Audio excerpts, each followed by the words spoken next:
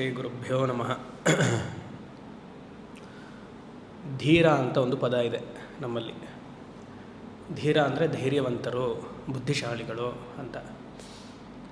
ಸಹಸ್ರನಾಮದಲ್ಲೂ ಬರುತ್ತಲ್ಲ, ಲಲಿತಾ ಸಹಸ್ರನಾಮದಲ್ಲಿ ಧೀರ ಧೀರ ಸಮರ್ಚಿತ. ಅಮ್ಮನವ್ರನ್ನ ಯಾರು ಪೂಜೆ ಮಾಡಬೇಕಂತೆ? ಧೀರರು, ಸತ್ಪುರುಷರು. ಧೀರರು ಅಂದರೆ ಎರಡು ರೀತಿ ಅರ್ಥ. ಒಂದು, ಇಂದ್ರಿಯಗಳನ್ನೆಲ್ಲ ನಿಗ್ರಹ ಮಾಡಿರೋನಿಗೆ ಧೀರ ಅಂತ ಹೆಸರು. ಇನ್ನೊಂದು, ರಾಷ್ಟ್ರವನ್ನು ರಕ್ಷಣೆ ಮಾಡೋದಕ್ಕೂ ಧೀರ ಅಂತ ಹೆಸರು. ಅಮ್ಮನವ್ರನ್ನ ಆರಾಧನೆ ಮಾಡಬೇಕು ಅಂದರೆ ಧೀರರಾಗಿರಬೇಕು, ಭಯ ಪಡ್ಕೊಂಡು ಅಂತೆಲ್ಲ ಹಾಗೆಲ್ಲ ಮಾಡಬಾರ್ದು, ಧೀರದಿಂದ ಮಾಡಬೇಕು. ಅದಕ್ಕೆ ಧೀರ ಸಮರ್ಚಿತ ಅಂತ. ಆದರೆ ಈ ಧೀರರಿಗೆ ಒಂದು ಸಾಧನೆ ಮಾಡಬೇಕು ಅಂತಂದರೆ ಹಲವಾರು ವಿಘ್ನಗಳು ಬರುತ್ತೆ, ಸುಮ್ಮನೆ ಅಲ್ಲ. ಸಾಧನೆ ಅಂದರೆ ಧರ್ಮ ಅಂತ. ಧರ್ಮ ಮಾರ್ಗದಲ್ಲಿದ್ದವ್ರಿಗೆ, ವಿಶೇಷವಾಗಿ ಸನ್ಯಾಸಿಗಳಿಗೆ, ಮಠಾಧಿಪತಿಗಳಿಗೆ ಹಲವಾರು ವಿಘ್ನಗಳು ಬರುತ್ತೆ.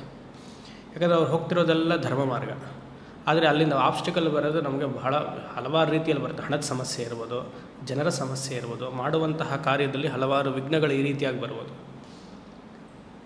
ಯಾವುದೇ ವಿಘ್ನ ಬಂದರೂ ವಿಚಲಿತರಾಗಬಾರ್ದು, ಭಯ ಪಟ್ಕೊಳ್ಬಾರ್ದು. ಹಾಗೆ ಅಂತ ಭರ್ತೃಹರಿ ನೀತಿ ಶತಕದಲ್ಲಿ ಹೇಳ್ತಾರೆ, ಎಷ್ಟೇ ಕಷ್ಟ ಬರಲಿ ನಾನು ಗುರಿ ಮುಟ್ತೀನಿ.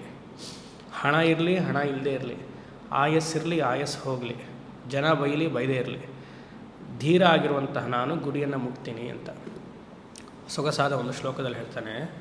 ನಿಂದಂತು ನೀತಿ ನಿಪುಣ ಯದಿವಾ ಸ್ತುವಂತು, ಲಕ್ಷ್ಮೀ ಸಮಾವಿಶತು ಗಚ್ಚತಿ ವಾ ಯಥೇಷ್ಟಂ, ಅದ್ಯೈವ ಮರಣವಾ ಅಸ್ತು ಯುಗಾಂತರೇವ, ನ್ಯಾಯಃ ಪತಃ ಪ್ರವಿಚಲಂತಿ ಪದಂ ನ ಧೀರಾಃ.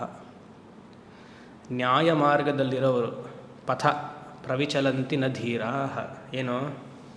ನಿಂದಂತು ನೀತಿ ನಿಪುಣ ಯದಿವಾ ಸ್ತುವಂತು.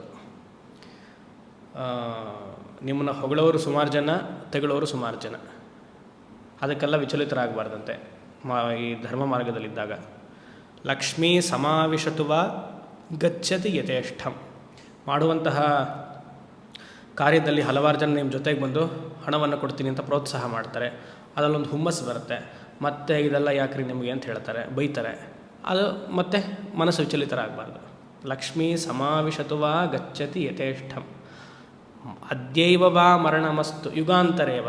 ಇವತ್ತು ಸಾವು ಬರಲಿ ಪರವಾಗಿಲ್ಲ, ಯುಗಾಂತರದಲ್ಲಿ ಬರಲಿ ಪರವಾಗಿಲ್ಲ.